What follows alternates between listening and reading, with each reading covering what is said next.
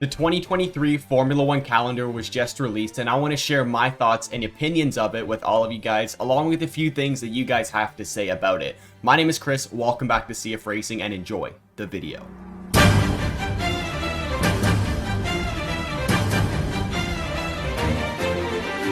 Before this video starts, I want to give a huge shout out to SeatGeek for sponsoring this video, as I recently became an ambassador for them. SeatGeek is a ticket app that takes out the confusion of buying tickets for any sporting, concert, or any event in North America. They put a 0 to 10 score on each ticket to know if you're getting a good or bad deal. Green means good, red means bad. It is very simple to understand.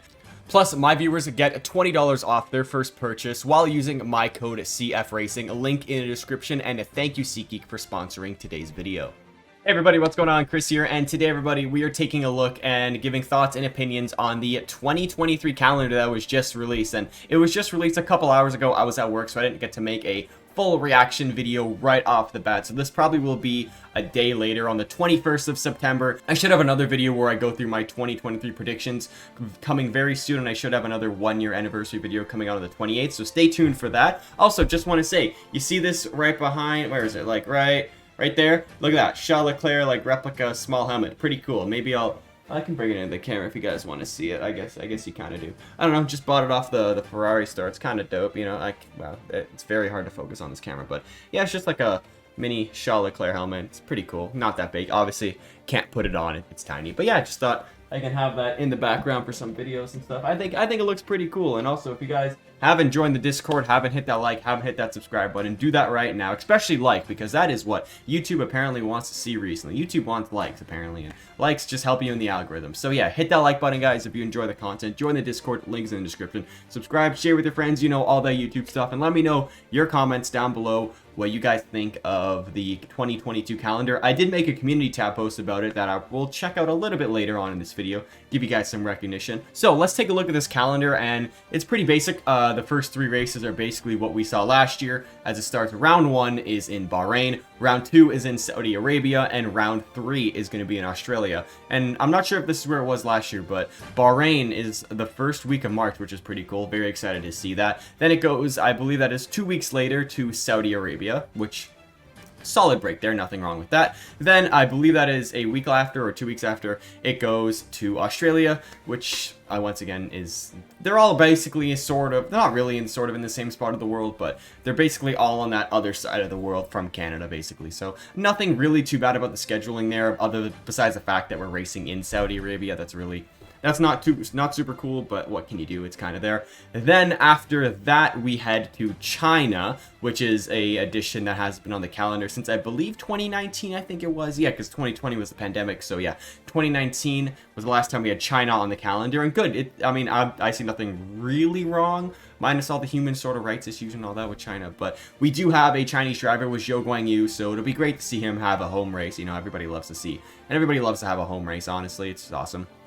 2 weeks after that, we head to Baku, which is pretty cool. I love Baku. They moved it up this year in the calendar. Now it's not going, you don't go from Baku to Canada. Instead, you know, you do something worse. You go from Baku to Miami, which is kind of stupid in a week, but yeah, logistics, I don't really know. I mean, I personally would probably put Baku, or maybe move Miami and Canada, put them around the same spot, then probably put Baku, Emilia-Romagna in Italy, Monaco, Spain, all in that sort of sense over there. But you know what, whatever, I digress. It's one bad thing so far. Then after Baku, we go to Miami. Like I said, it's basically the same time as last year. Nothing really too bad about that. 2 weeks later, we head to Italy for the Emilia-Romagna Grand Prix, which, I mean, right before my birthday, which is actually pretty cool. My birthday's May 25th, which is nice. They race in Italy basically right then. A week after that, they head to Monaco. A day after my birthday is when, so I guess my birthday must be on a Thursday this year, because this is the 26th to 28th, so that's cool.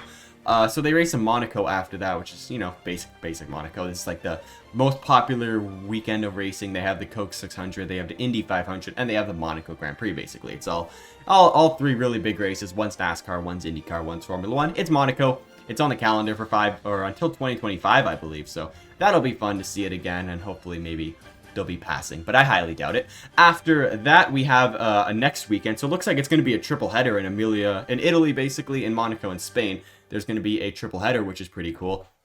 which, I mean, I see that. I have nothing wrong with that. That seems completely fine with me. We go to Spain. Then after Spain, we have a 2-week break. I believe we head to Canada, my home track here in Circuit Gilles Villeneuve. Round 10 of the year, June 16th to 18th. Maybe I'll go, maybe I won't. Who really knows? I was expecting to go this year, but then I ended up not going. I went to the Indy race in Toronto and instead. I see nothing wrong with it being that time of the year. Maybe, like I said, put Canada and Miami together because they're both basically sort of closer to the East Coast. You just go straight down, basically. It's really not that bad. Then we have a 2-week break. We headed to Austria, which is going to be fun. And I believe this is a doubleheader. It is Austria and Silverstone. So we got Austria the 30th to July 2nd.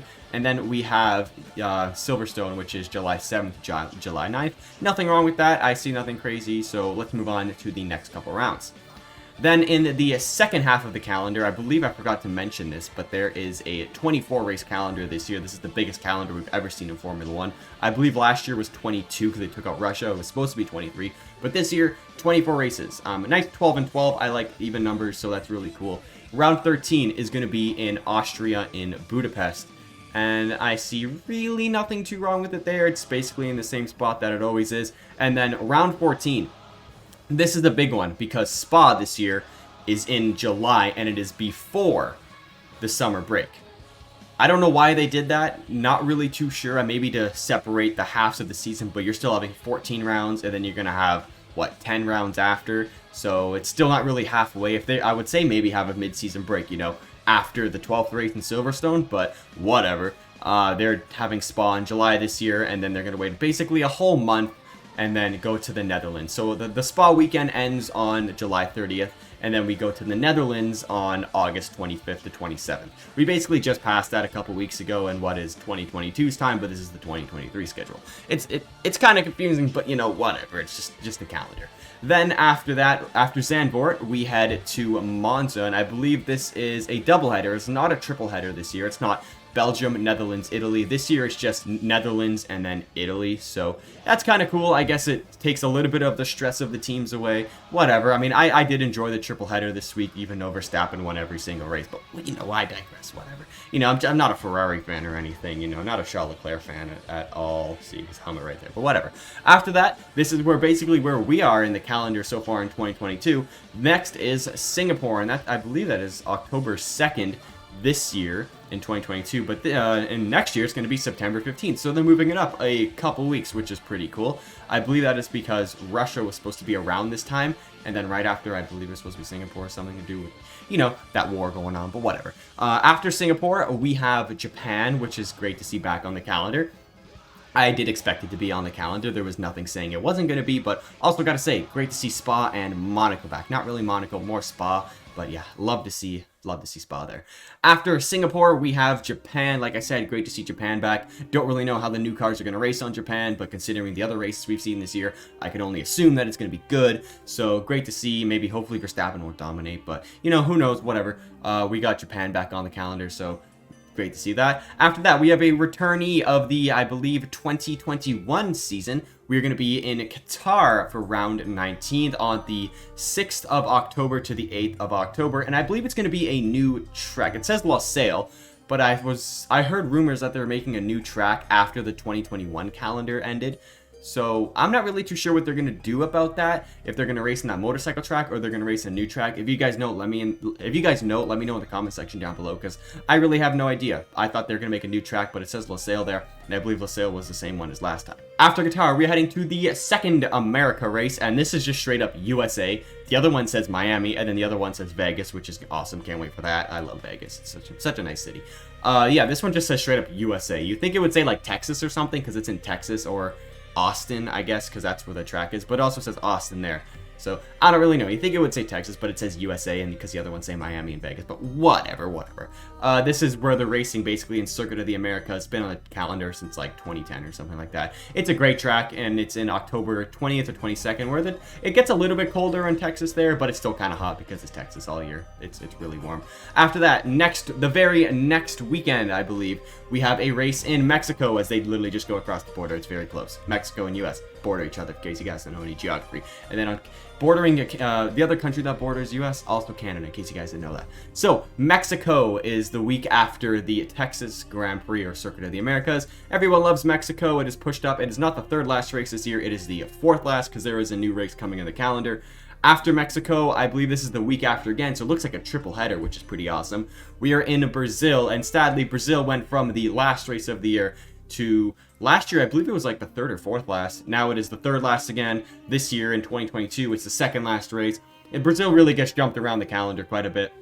And that's just because other countries probably pay more money to have a race in their like hometown or whatever it is. So Brazil is November 3rd to November 5th, which is going to be a lot of fun. Brazil at that time of the year has some pretty funky weather, so that's pretty cool. Then round 23, new track. We are racing in Las Vegas, and I'm going to be honest, this is probably the most excited I am for a Formula 1 race, and I am on the East Coast in North America, so this race is going to be at 1 a.m. in the morning for me. It's going to be 10 p.m. I believe in Vegas, which is the West Coast, and then in British time, that I believe is around 7 a.m. So I know it sucks for us East Coast viewers. I think in Australia, that's probably going to be like midday or like twilight time. So basically everybody's going to be able to watch this race, which is pretty cool and all at a good time, minus for us East Coast viewers. But you know, whatever. I mean, it's not like half of America is in the East Coast, so I know they want a night race, but it gets dark in Vegas at that time at like 6 p.m. So I don't know why they couldn't start it earlier, but whatever. It's going to be on I guess, early Sunday morning for me. Other people will be early Sunday morning, but then for Vegas, it will be a Saturday night race for, I believe, the fourth time in Formula 1 history they're racing on a Saturday, minus a sprint race, of course. But yeah, I'm very excited for this. The strip is going to be amazing for a Formula 1 race. The strip is going to be such a good spot for Formula 1 race, and I really do hope right across the strip there is the Bellagio Hotel, and they have this really cool fountain. I'll try to show a picture of it on the screen and stuff. I hope they have that fountain going throughout the race because that would be amazing and absolutely glorious to see. Hope they have all the street lights going, that they have that fake Eiffel Tower going down there. If they have all of that, that would be amazing. Just realized I forgot that France is not on the calendar this year. That's a dub. That's awesome. And now let's head to the last race. I believe it is a doubleheader. It is November 16th to 18th is Vegas. November 24th to 26th is Abu Dhabi. So if there's something going on, we could get a double header title decider, sort of like we got in 2021 with Saudi Arabia and then Abu Dhabi. So there isn't really anything too terrible, minus some of the, I guess, 3 US tracks which people are complaining about. But as someone who lives in North America, I don't really care. I'd rather see more tracks in my hemisphere or whatever.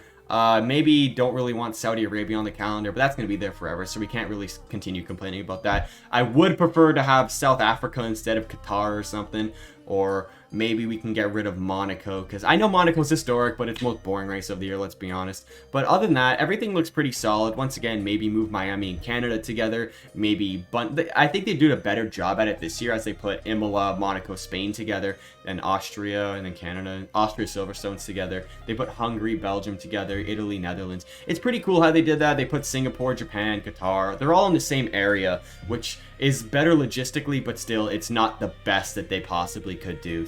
So at the end of this video, like I said, I did want to show you guys what you guys had to say about this calendar, and I put on my community tab, is this a dub or an L? And I'm just going to show a quick pan of the comments because you guys were not very thrilled about this schedule, and you guys can read all their comments on the screen right now.